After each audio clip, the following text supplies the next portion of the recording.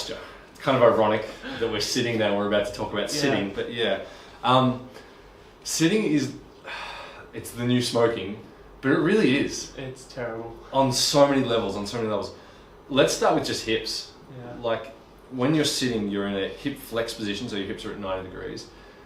You're on your glutes. Yeah, so sitting on your glutes, they're electrically dead, they're not doing anything. They're being compressed.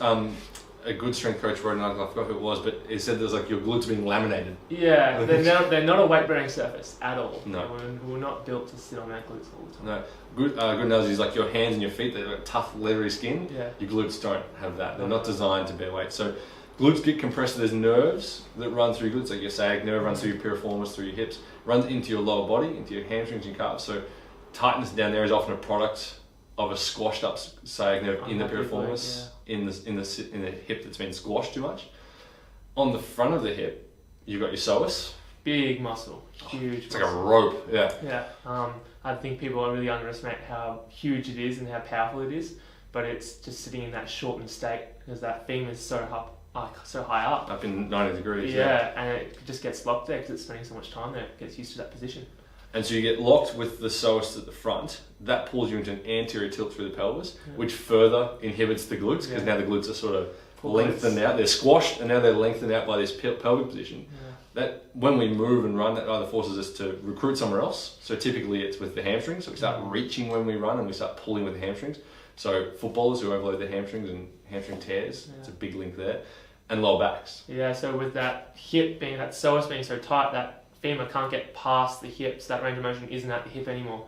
But the leg still gets there, and through that compensation, the lower back. So that lower back, it's like an energy leak.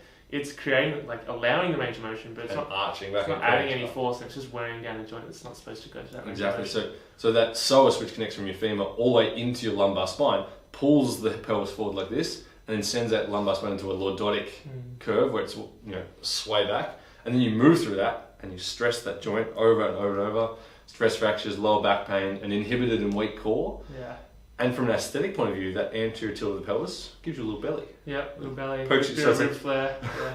Ribs flare up, belly pokes out. It's like, I'm training so hard, I'm just ripped and jacked, but I've got a little belly. So it's just a postural thing. Yeah. It's not ripped and jackedness. Absolutely. And now our hips, lower back are compromised, and that's the foundation for the thoracic.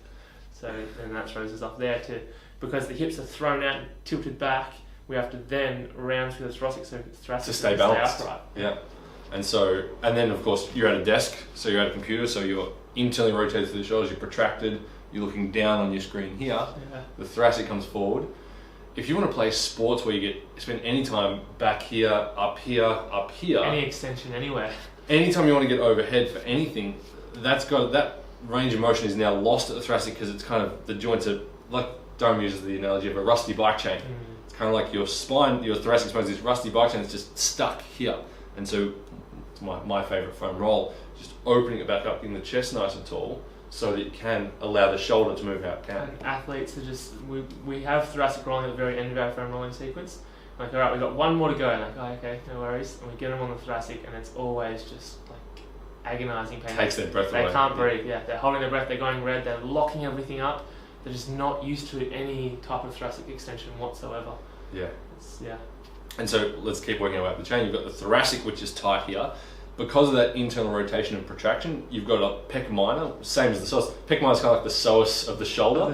Connects in this area. It's going to pull you forwards and keep those shoulders forwards and like this. And then you're even at even more disadvantage getting overhead because you're already starting from internal rotation. So now you can't extend, you can't retract, and then you can't elevate and extend. Yeah, so you're in, and so you're in a lot of trouble. And so we lose the ability to move the shoulder blades as well because that thoracic is that foundation for the shoulder. So you compromise thoracic and then you can't move shoulder. You get athletes that just can't retract on the rows because they're just so used to being locked forward, locked long. Yeah, which if you're a swimmer, cricketer, basketballer, footballer, soccer goalie, anyone who wants to get overhead, that's going to wear on that joint. And it's going to jam through the rotator cuff tendons, through the nerves, through there. You're going to get weak and inhibited through it. And it's going to ruin your power. Not only from an injury point of view, you just can't get as much whip on a ball if you're a pitcher or a thrower or something like that. So performance and injuries. Yeah, it's just absolutely. horrible.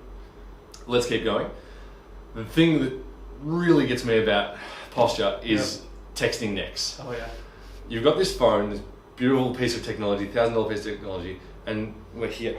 and everyone is down here on their phones. It's an epidemic. And it's epidemic. And I'll see if I can find the research. There's some stuff coming out that they think, you can do mobilizations and you can stretches and strengthen it and bring this back. They think that the next generation coming through will have disc-shaped or disformed cervical vertebrae, in that they'll be wedge-shaped in this position.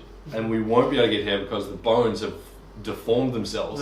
All those micro fractures, just over time, you spend so much time here, and the skeleton, the bones will actually adapt to that position and turn into wedges. Because bone is dynamic tissue, it changes and evolves over years. We're talking not just weeks, but it will eventually, if that was like that, it'll eventually become wedge shaped and leant forward, because this is just where you spend so much time.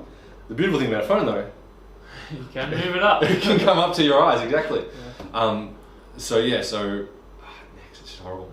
And then if your head's out of position and your thoracic's out of position, you've got to adjust through the hips. So whether it's the neck causing the hips or the hips causing the neck, everything kind of got to adjust itself around these postural problems from sitting and from phones and from desks to stay balanced. Yeah.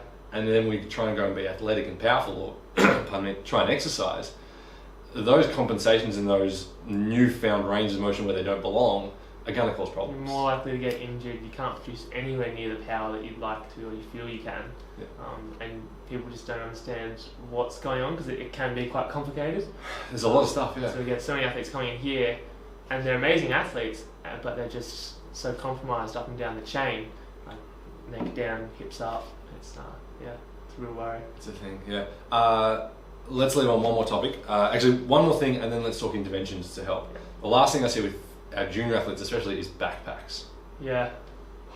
The cool thing is to have your backpack tagged really loose, so it hangs nice and low down near your bum. Yep. But because of that, because it hangs so far back, you adjust to the weight by dragging your shoulders forwards. Yeah. So it exaggerates that thoracic posture and that head position.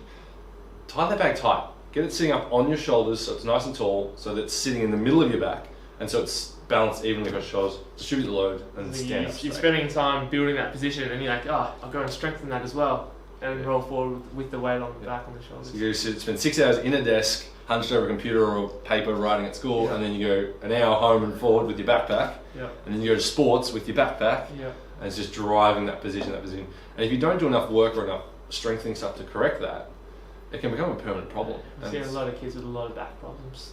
Yeah. And often a lower back problem stems from up or below. It's the tight hips or it's the tight thoracic that's really causing the problem. It's a symptom of dysfunctional everywhere else. Exactly.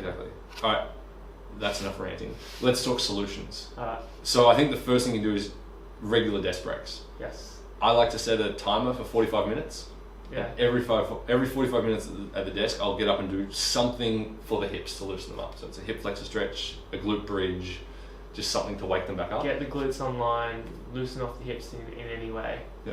And you're so much better off than where you were. Yeah. Just keep hitting the reset button as often as possible. So accumulation of sitting will just cause a lot of troubles. Yeah. Thoracic wise, what have we got? Well, if we have a foam roller, you can thoracically extend over the roller. Yeah, open up. That one as well. Shoulder mobilizations, checking whether you actually have ability to retract. Can you get your shoulder blades back where they belong? Yeah. And just knowing that position, finding that position, and then every single time you're creeping and you're like hanging off the passive structures in the shoulders in the back, you need to find that position again. Yeah. Pec release is another one that's going to help, because like you can practice the posture, but to get yourself there, foam roll the back balls with the two balls together on spine. Brutal at first, but worth the money. A lifesaver. And then a pec release is massive. And then strength, like you're saying, learn the position and then strengthen the position with your rowing. With all your gym work, it should be twice as much pulling as you do pushing. So everyone loves to bench, everyone loves to do push-ups, but if your chin strength isn't as good as your bench strength, or your row strength isn't as good as your push-up strength, or your shoulder press strength, you're in trouble. You're just training that dysfunction again, training that bad position. Grooving that forward posture, exactly.